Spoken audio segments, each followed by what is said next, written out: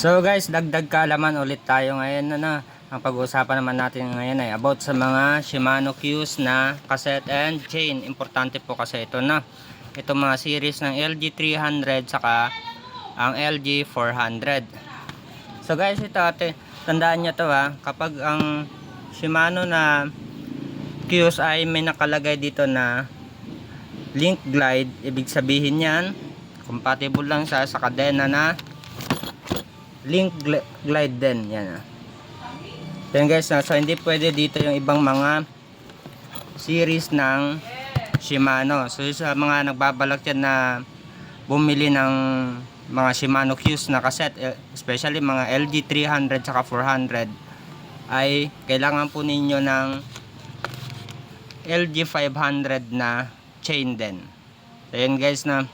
At doon sa mga bago naman na mga series ng mga Qs, Shimano Qs, ay pwede na po yung iba. Yung mas matataas na mga models nito ay po pwede na po ang ibang mga series ng Shimano chain.